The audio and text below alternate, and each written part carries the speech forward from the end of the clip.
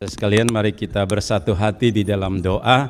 Kami memuji Tuhan seperti lagu yang kami nyanyikan, bahwa Engkau mencari kami. Dimanapun kami berada Tuhan, tangan kasih-Mu Tuhan melawat kami, memanggil kami, merangkul kami kembali di hadirat-Mu. Untuk satu ibadah yang begitu indah kami boleh datang di hadirat-Mu pada pagi hari ini.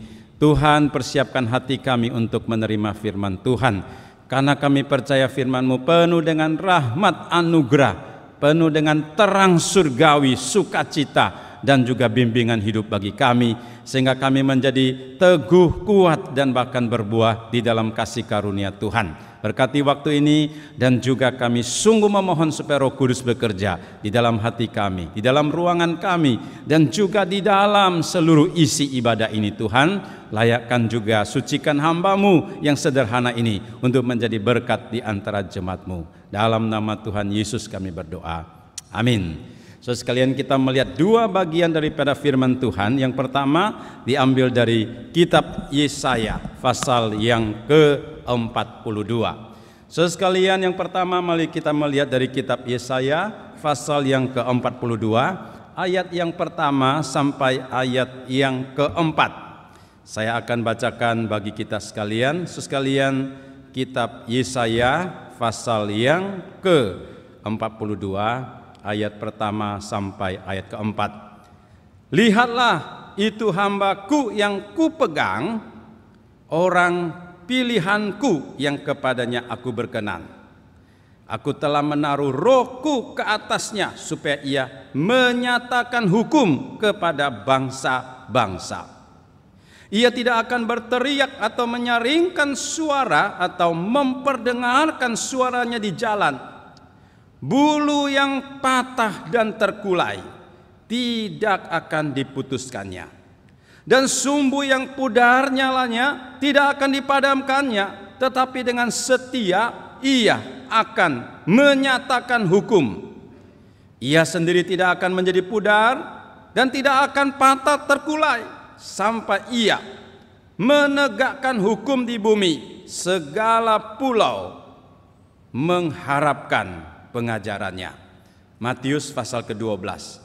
Sekalian, satu lagi bagian Matius 12 ayat yang ke-15 sampai 21 saya akan bacakan untuk kita sekalian. Matius 12 dari ayat ke-15.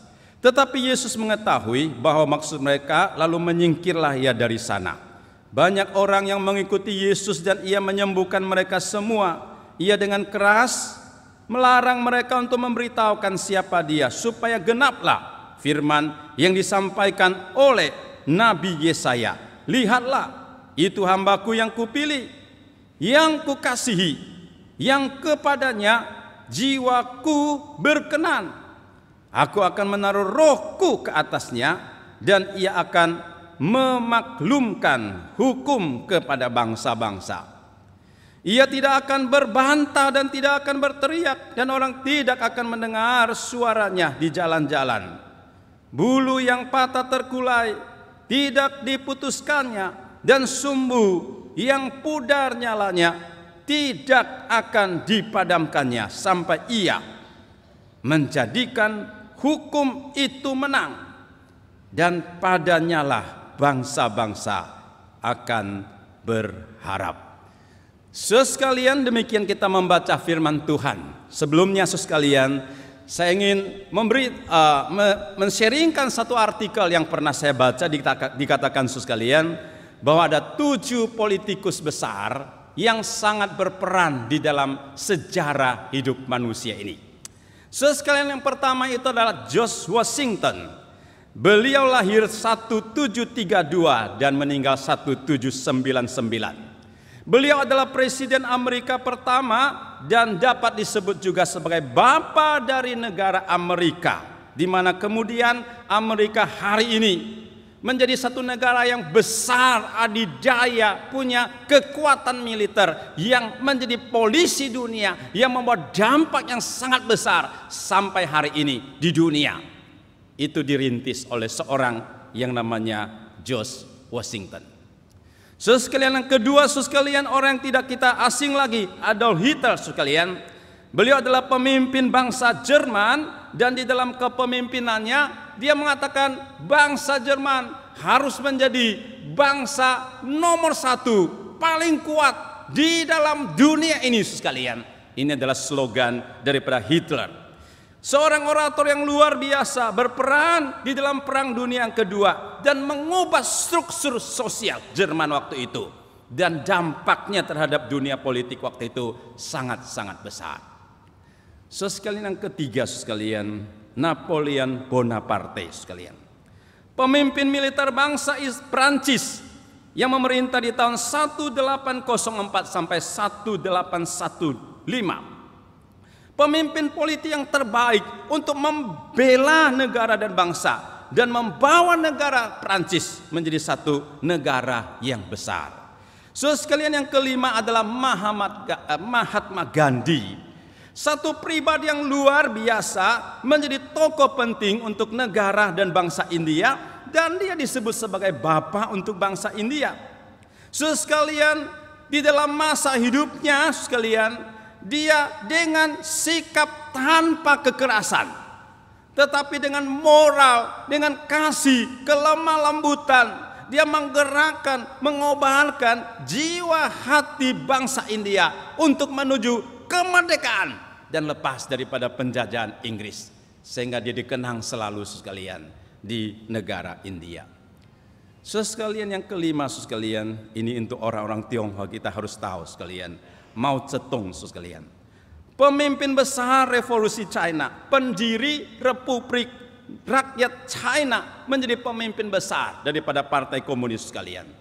Tahun 1949 menguasai daratan Tiongkok, dan dia mulai memerintah rakyat bangsa yang terbesar di seluruh dunia. 1,3 miliar menurut catatan sekarang, sekalian. Satu bangsa yang begitu luar biasa. Sekalian, pikirkan 1,3 miliar. Satu hari satu orang makan Indomie satu bungkus saja perlu 1,3 miliar bungkus, sekalian. Itu berapa truk harus dipakai.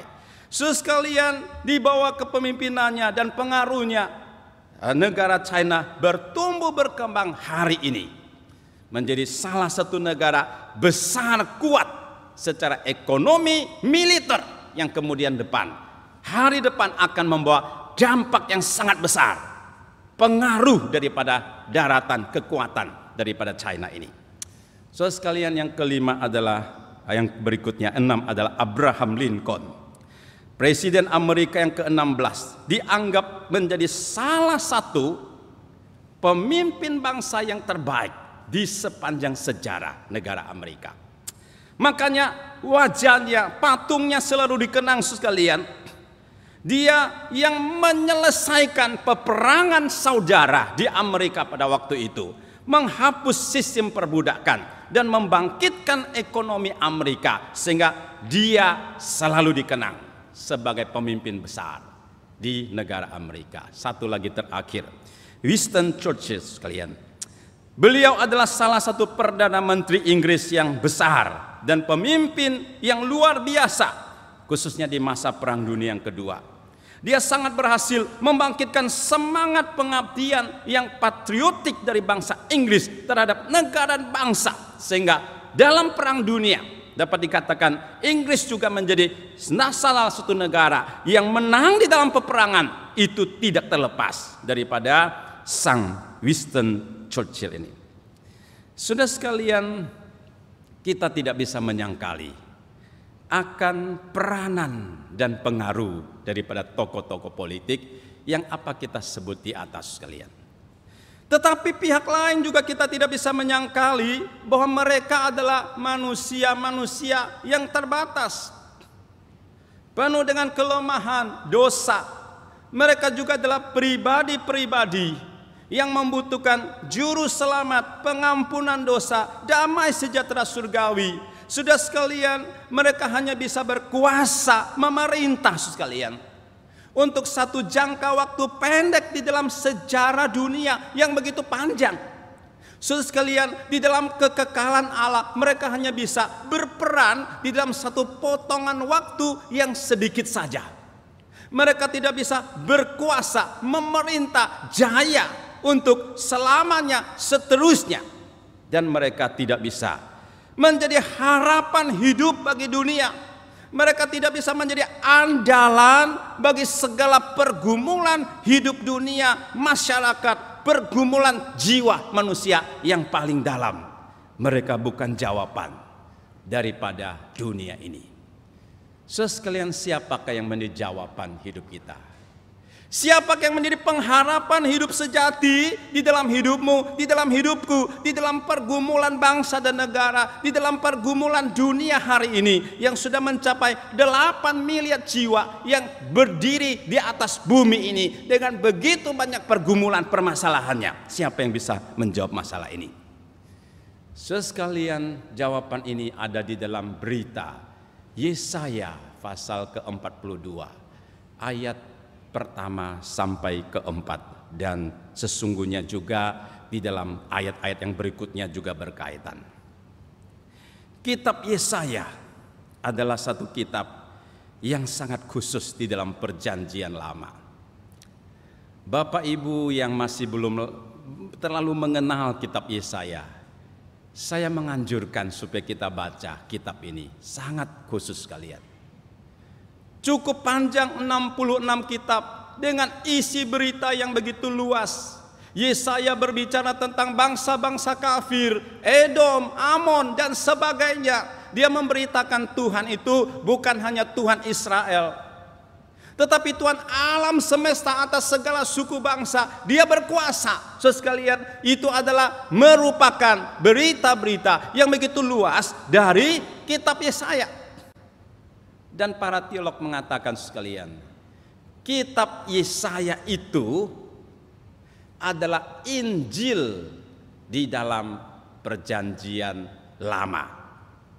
Sekali lagi sekalian, kitab Yesaya itu adalah kitab Injil di dalam perjanjian lama. Kitab Injil seharusnya ada di dalam perjanjian baru setelah Yesus datang. Matius, Markus, dan juga Lukas, Yohanes itu disebut kitab Injil. Tulisan-tulisan di dalam perjanjian baru juga fokus membicarakan tentang Injil. Tetapi berita Injil yang begitu kristal dan penting bagi keselamatan dunia, bagi keselamatan saudara dan saya, itu sudah disampaikan, diberitakan di dalam kitab Yesaya 700 tahun sebelum Yesus lahir. Dan Yesaya sudah banyak memberitakan tentang karya dan kelahiran Tuhan Yesus. Itu merupakan satu keunikan, merupakan nabi khusus, urapan Tuhan khusus kepada Yesaya untuk melihat ke depan jauh, 700 yang akan datang, 700 tahun yang akan datang. Dia sudah melihat anak darah itu akan melahirkan seorang anak laki-laki, dan anak itu akan dinamakan Immanuel karena dia akan menyelamatkan umatnya dari dosa mereka. Seorang nabi yang luar biasa diurapi oleh Tuhan dengan nubuatnya yang luar biasa, termasuk di dalam pasal 42 ini. Sesungguhnya apa yang dibicarakan di dalam Yesaya 42 ini, dia berbicara tentang seorang hamba Tuhan. Hamba Tuhan di dalam Yesaya 42 ini adalah hamba Tuhan yang mana, saudara sekalian? Dan kalau kita bandingkan dengan Injil Matius pasal yang ke-12 tadi kita baca, itu dengan jelas Yesus mengatakan dulu sekitar 700 tahun yang lalu, Nabi Yesaya pernah bernubuat tentang ini yang tercatat di dalam pasal 42. Itu sudah digenapkan, direalisasikan di dalam satu pribadi namanya Tuhan Yesus.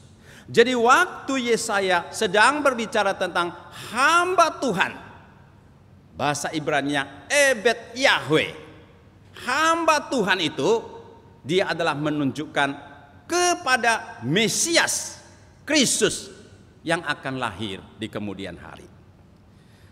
Di dalam Yesaya 42 pasal 1 ke 4 dan beberapa ayat berikutnya sekalian, itu adalah suatu pengutaraan kebenaran rahasia tentang pribadi Kristus yang sungguh-sungguh harus kita pahami pada hari ini.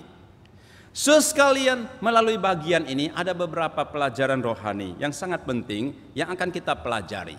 Yang pertama, sekalian, Kristus adalah teladan hidup rohani bagi kita yang paling sempurna dan paling indah. Di dalam ayat yang pertama dan kedua kita melihat beberapa karakteristik ciri hidup daripada Kristus yang luar biasa. Pertama dikatakan dia adalah hamba Tuhan yang dipegang oleh Tuhan sekalian. Artinya hidup Kristus Yesus, hamba Tuhan itu adalah seorang yang hidupnya jalan begitu dekat dengan Tuhan. Sampai tangannya dipegang, hatinya bersentuhan satu dengan yang lain. Itu maksudnya dia dipegang, dituntun, ditopang oleh Tuhan. Bapak Ibu yang punya anak, punya cucu sekalian, waktu kita berjalan dengan anak cucu kita yang masih kecil, kita memegang tangannya satu langkah demi satu langkah, hati-hati, penuh dengan kasih. Waktu anak kita merasakan pegangan tangan papa sekalian, dia tidak hanya merasakan fisik tangannya, tetapi dia juga merasa aliran kasih dan kepedulian yang luar biasa. Itulah sebenarnya satu sentuhan tangan. Tidak hanya merupakan sentuhan fisik, tetapi juga ada aliran kasih hati yang sungguh-sungguh. Pada waktu Tuhan bergandengan tangan memegang hidupnya Yesus di dalam dunia ini, itu membuktikan bahwa Yesus di dalam seluruh hidupnya berjalan selalu dekat dengan Tuhan. Sudah sekalian, bagaimana dengan kehidupan kita pada hari ini? Apakah tangan kita juga sedang dipegang oleh Tuhan? Hidup saudara di dalam keluarga, di tengah-tengah bisnis, kantor, masyarakat, apakah sedang dipegang Tuhan dan menghadirkan kebenaran kasih Tuhan melalui kehidupan saudara? Atau sebenarnya saudara sedang berjalan dipegang oleh orang-orang dunia, dipengaruhi oleh teman-teman dunia yang mengikuti arus dunia, konsep duniawi yang menjadikan kita jauh daripada Tuhan. Itulah sebabnya kita tidak bertumbuh. Itulah sebabnya kita tidak mengalami kebesaran kuasa Tuhan, karena kita tidak berjalan di dalam Tuhan, bersama Tuhan. Tuhan mau kita lihat hambanya itu, Yesus Kristus. Dia berjalan dekat dengan Tuhan dan hatinya bersentuhan dengan hati Tuhan. Kedua, saudara sekalian, dikatakan dia adalah orang pilihan Tuhan. Waktu Alkitab berbicara pilihan Tuhan, itu berarti ada satu tugas, ada satu mandat, amanat yang Tuhan berikan kepada orang itu. Allah memilih Abraham supaya lewat Abraham menghasilkan keturunan dan menjadi berkat bagi segala suku bangsa, melahirkan juru selamat. Allah memilih Raja Daud memimpin orang Israel menjadi bangsa yang takut kepada Tuhan. Allah memilih Yesus Kristus, anaknya, lahir ke dalam dunia untuk satu mandat penting, keselamatan bagi segala suku bangsa. Oleh karena itu tadi Alkitab mengatakan dia adalah hamba yang kupilih. Artinya Yesus Kristus dipilih Allah untuk melakukan satu amanat, dan sepanjang hidup di dalam dunia Yesus tidak lari sedikit pun dari panggilan Tuhan, sampai dia menyelesaikan di kayu salib dan dia berkata, sudah selesai Bapa, amanat yang engkau berikan kepadaku. Bapak Ibu sekalian, kita dipanggil Tuhan menjadi anak Tuhan, tidak saja mendapatkan keselamatan anugerah. Tetapi Tuhan tempatkan kita di dalam satu gereja, Tuhan tempatkan kita di dalam keluarga, Tuhan tempatkan kita di satu masyarakat, di satu negara, di satu perusahaan. Itu ada amanat, saudara. Itu ada satu tugas yang Tuhan berikan supaya kita menghadirkan Tuhan. Menghadirkan kerajaan, kebenaran Tuhan, kasih Tuhan di dalam dunia ini. Bagaimana orang bisa mengenal Tuhan dan Yesus Kristus? Yaitu melalui saudara dan saya, melalui perkataan, tutur kata, semua perbuatan kita menghadirkan Tuhan. Itu adalah amanat, itu adalah panggilan Tuhan, pilihan Tuhan terhadap setiap kita ditempatkan di dalam segala lokasi masyarakat hidup ini. Itulah sebabnya Tuhan mengatakan, kamu adalah garam dunia dan terang dunia. Saudara sekalian, bukan kamu seperti garam dan terang. Kamu adalah garam terang dunia yang harus berfungsi membawa dampak bagi dunia ini. Karena kita dipilih oleh Tuhan. Dia adalah hambaku yang kuperkenankan. Artinya seluruh aspek kehidupan Yesus Kristus tidak bercacat celah di hadapan Tuhan. Seluruh kehidupan Tuhan Yesus dapat dipertanggungjawabkan di hadapan Tuhan. Pada waktu Yesus diadili oleh Pilatus, 4 kali Pilatus mengatakan, aku tidak menemukan kesalahan apa di dalam diri orang Yesus ini. Kenapa engkau bangsa Yahudi mau salibkan dia? Saya tidak mengerti dan tidak mengerti. Saudara sekalian, tidak ada cacat celah di dalam hidup Yesus karena dia menaati hukum Tuhan dan firman Tuhan. Sehingga Tuhan mengatakan, dia adalah hambaku yang kuperkenankan. Saudara sekalian, adakah hidupmu hari ini terbuka di hadapan Tuhan? Atau banyak sisi gelap yang engkau tutup sembunyi, kunci dengan rapat supaya Tuhan jangan hadir di situ? Saudara sekalian, kalau hidup yang diperkenankan, diberkati Tuhan, itu artinya hidup yang terbuka di hadapan Tuhan. Semuanya diselidiki, dibimbing Tuhan di dalam kebenaran, di dalam kasih karunia, sehingga hidup kita menjadi begitu berharga di mata Tuhan. Dan kita menikmati sukacita surgawi, damai sejahtera yang melampaui segala hikmat manusia. Itu yang disampaikan Alkitab. Apabila kita hidup di dalam Tuhan dan diperkenankan Tuhan. Saudara sekalian, dikatakan dia adalah orang yang menerima rohku. Tuhan mengatakan, aku akan memberikan, menaruhkan rohku di dalam dia. Artinya di dalam hidup Yesus itu dipenuhi oleh Roh Kudus. Seluruh pelayanannya dipenuhi oleh kekuatan kuasa Roh Kudus yang begitu besar, luar biasa. Maka pemimpin-pemimpin orang Yahudi, banyak orang Yahudi pada waktu mendengar Yesus, mereka mengatakan, ini orang tidak seperti orang biasa. Ini orang lain daripada biasa. Karena pengajarannya penuh dengan kuasa. Yesus melakukan begitu banyak mujizat sehingga orang berbondong-bondong, Alkitab mengatakan, mencari dia, mengikuti dia. Karena dia melihat keajaiban, kehadiran kerajaan Allah, kehadiran kuasa Allah di dalam diri Yesus yang dimanifestasikan di dalam pelayanan-pelayanan mujizatnya. Itu karena apa? Karena dia menerima Roh Kudus di dalam hidup hatinya. Saudara sekalian, apa yang menjadi kerinduan di dalam hatimu hari ini? Apa yang menjadi doa di dalam hatimu pada hari ini? Pernahkah engkau berdoa, Tuhan, Tuhan, dengan segenap hati saya berdoa, penuhi saya dengan Roh-Mu yang kudus. Sudah sekarang kita sering kali berdoa untuk kebutuhan-kebutuhan yang lain, tidak salah saudara sekalian. Tetapi adakah kita berdoa sesuatu yang penting? Penuhi saya dengan Roh Kudus. Pada waktu Roh Kudus memenuhi hidupmu, itulah saatnya engkau bertumbuh. Itulah saatnya engkau berubah dan berbuah. Itulah saatnya engkau bisa memberikan dampak kehidupan yang luar biasa. Hidup kita bisa berdampak, berbuah, bukan semata-mata karena kekuatan kita secara fisik, pengetahuan hikmat kita. Memang semua pengetahuan hikmat itu sangat penting, menjadi satu sarana tools di dalam tangan Tuhan untuk menghadirkan kebesarannya. Tetapi di balik daripada semua proses rohani, buah rohani, dampak rohani. Itu adalah lahir daripada Roh Kudus. Itulah sebabnya Yesus menjadi contoh teladan bagi kita. Dia dipenuhi oleh Roh Kudus. Pada waktu dia dibaptis, Alkitab mengatakan Roh Kudus turun bagaikan burung merpati, memenuhi, menghinggapi Yesus.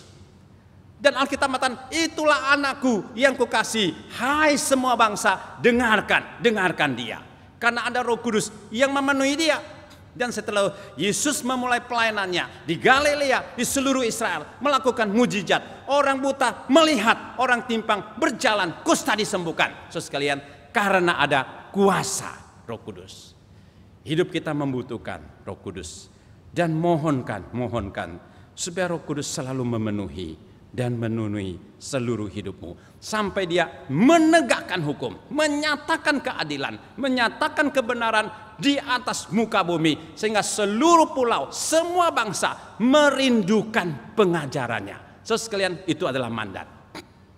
Itu adalah panggilan teladan hidup daripada Yesus kepada kita semuanya. Kemudian ayat kedua, dia mengatakan apa, saudara sekalian? Di dalam ayat yang kedua, saudara sekalian, dia tidak berteriak, tidak memperdengarkan suaranya di jalan. Saudara sekalian, dia tidak memperlihatkan dirinya secara umum. Ini menunjukkan bahwa Yesus Kristus adalah satu pribadi, seorang hamba Tuhan yang rendah hati, yang tidak menonjolkan diri. Sekalipun orang berbondong-bondong mengangkat dia, mengatakan jadikan dia raja, jadikan dia raja, Tuhan mengatakan tidak. Saya lahir bukan untuk menjadi raja. Saya lahir bukan untuk mendapatkan satu posisi kedudukan di tengah-tengah masyarakat, kuasa, memeras rakyat. Bukan. Dia tidak menyaringkan suaranya. Dia rela sembunyi di bawah salib Kristus. Dan dia menjalankan kehendak Tuhan dengan sungguh-sungguh. Itu adalah teladan Kristus bagi kita semuanya. Saudara sekalian, di dalam kehidupan kita melayani Tuhan, adakah kita bersembunyi di balik salib Kristus supaya kita tidak kelihatan? Seperti Yohanes Pembaptis mengatakan, dia harus menjadi semakin besar, aku harus semakin kecil di dalam naungan sayap kuasa salib Kristus. Dan itu adalah teladan Kristus bagi kita semuanya. Kedua, saudara sekalian, Kristus adalah pengharapan hidup manusia. Ayat ketiga di dalam Alkitab tadi mengatakan, bulu yang terkulai tidak diputuskannya, dan sumbu yang pudar nyalanya tidak dipadamkannya. Ini adalah good news, saudara. Berita baik, sukacita yang luar biasa bagi kita sebagai manusia. Bulu yang terkulai. Bulu itu sejenis ilalang, sejenis tanaman liar di pinggir-pinggir jalan, sekalian. Orang sembarang bisa cabut, dan kalau dia retak, dia patah, orang buang, sekalian. Sekalian, itu artinya sekalian menunjukkan kepada hidup manusia yang begitu rentan. Banyak masalah, gampang putus asa, tidak ada harapan. Tetapi di mata Tuhan, Tuhan tidak anggap hina, Tuhan tidak buang kita. Sumbu yang pudar nyalanya tidak dipadamkan Tuhan. Sekalian, di sini ada 2-3 lilin yang sedang menyala. Masih menyala dengan bagus sekalian, karena dia masih panjang. Tetapi kalau dia nyala 1 minggu lagi, 2 minggu lagi, sekalian, itu leleh, lilinnya akan leleh, dan sebentar lagi, sekalian, nanti apinya itu akan menjadi semakin kecil, dan semakin kecil, dan pudar, dan orang akan meniup menjadi hilang adanya. Tetapi di mata Tuhan, Tuhan tidak memadamkan, sekalipun dia sudah hampir pudar. Untuk menggambarkan bulu yang terkulai dan sumbu yang pudar ini, sekalian, kita bisa melihat seperti anak yang hilang. Si bungsu itu, dia sudah jauh daripada papanya, hidup di dalam penderitaan, kehabisan uang. Dia ingin makan, itu makanan babi yang ada di depannya, karena dia tidak tahan, dia tidak bisa mengatasi masalahnya lagi. Deposito semua sudah habis, teman juga enggak ada. Saudara sekalian, di tengah-tengah ketidakberdayaan ini, Tuhan mencari dia, memberitahukan kembali kepada Bapamu.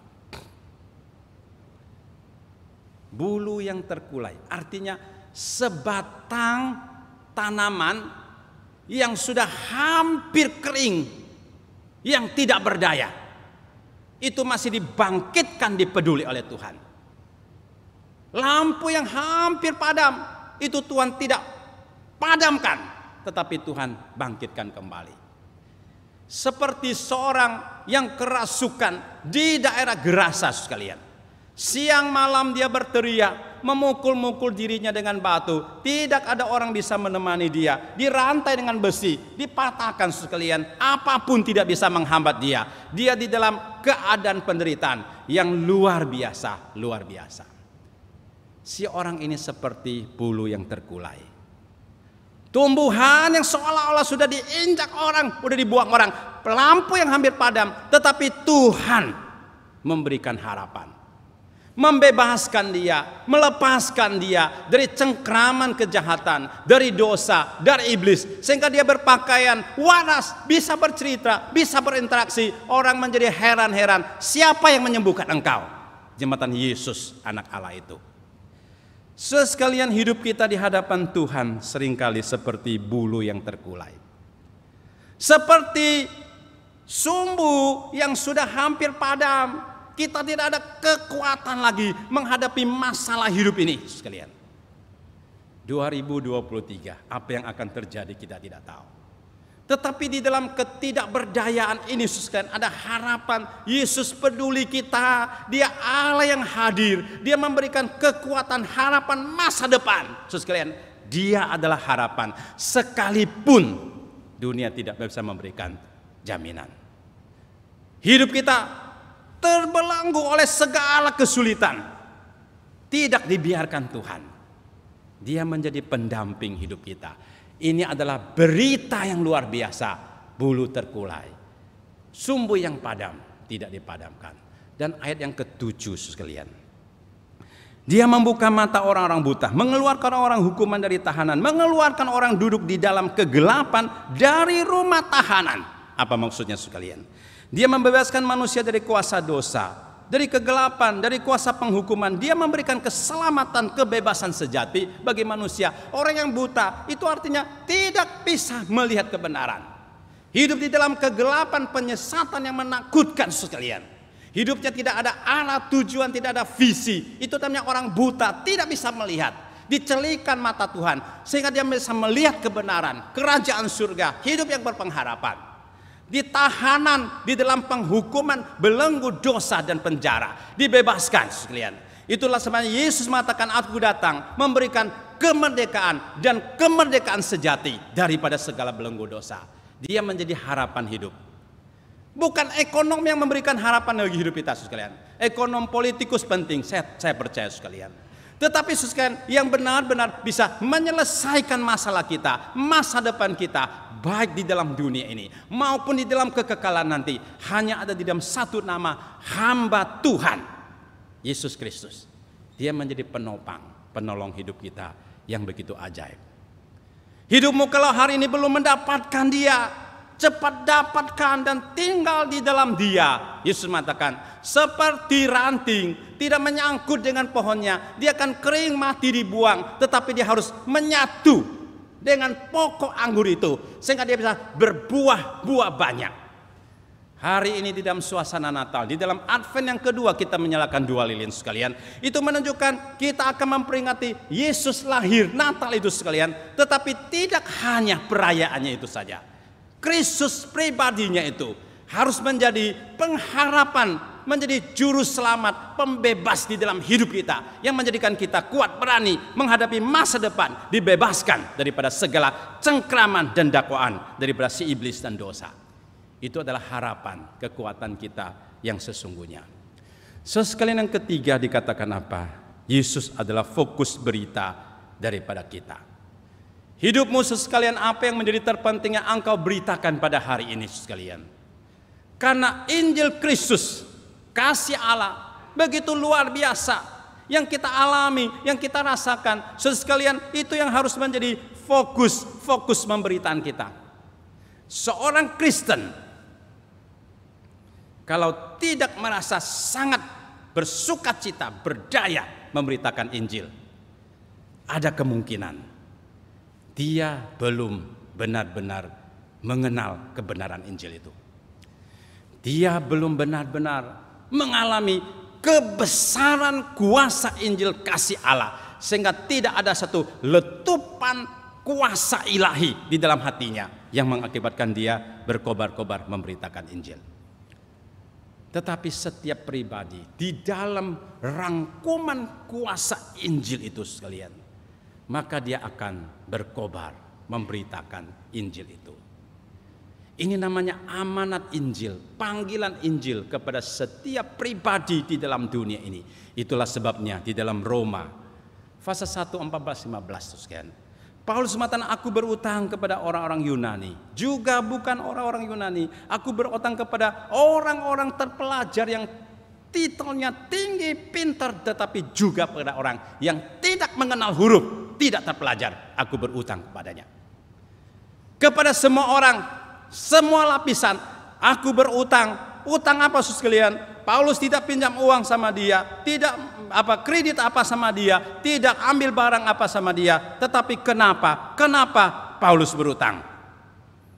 Utang Injil. Karena Tuhan memilih Paulus mengalami keselamatan Tuhan supaya memberitakan keselamatan itu segala bangsa. Itulah sebabnya Rasul Paulus mengatakan, dengan segala cara kemungkinan, sekalipun aku harus dipenjarakan, yang penting Injil itu diberitakan. Itulah sebabnya kan, hai orang-orang Roma, aku berutang kepada kamu, baik Yunani, non-Yunani, Yahudi, non-Yahudi, orang terpelajar, semuanya saya berutang. Utang ini lahir dari mana? Utang ini adalah lahir dari amanat Injil.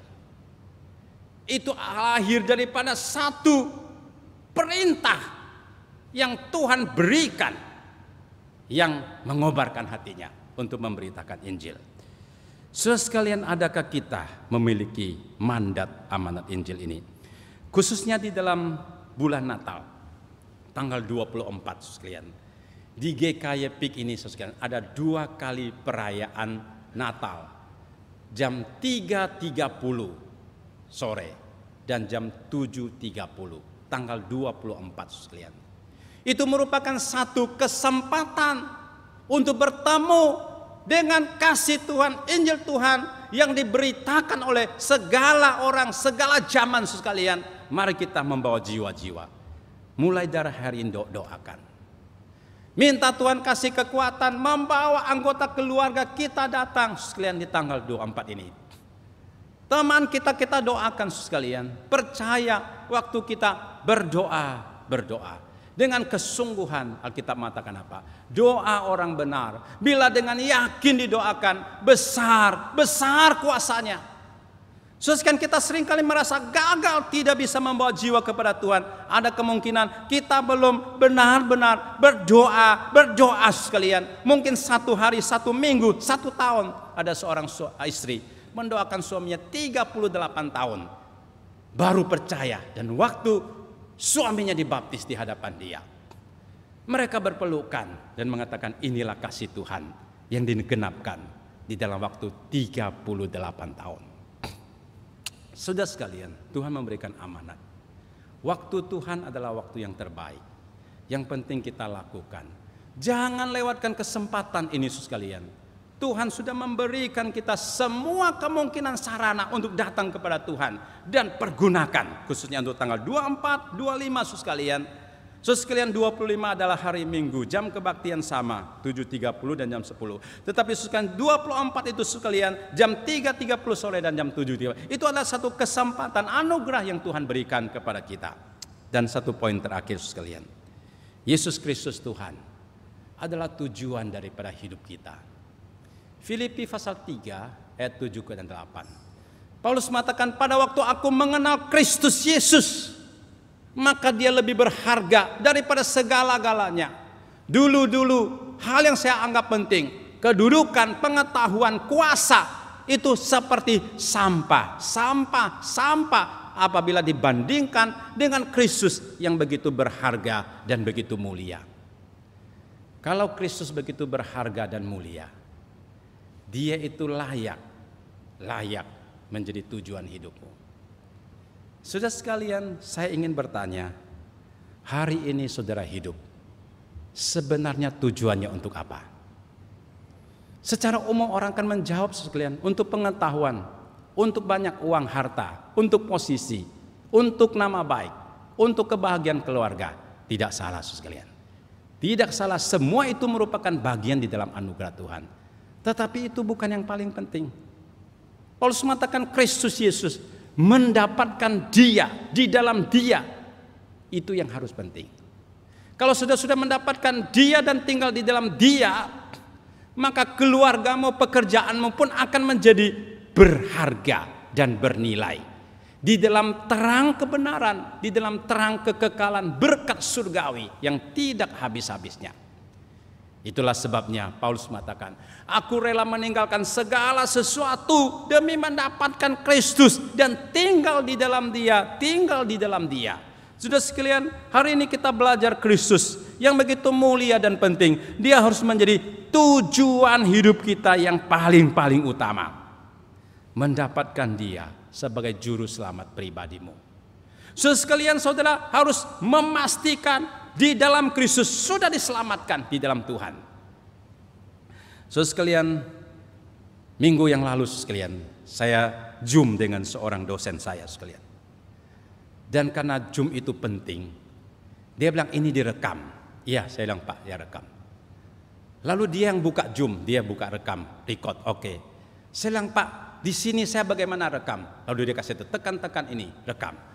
Oke, saya bilang tekan. Setelah tekan itu sekalian, dia bilang konfirmasi pasti sudah belum? Dia lihat sekali lagi, oh sudah pasti.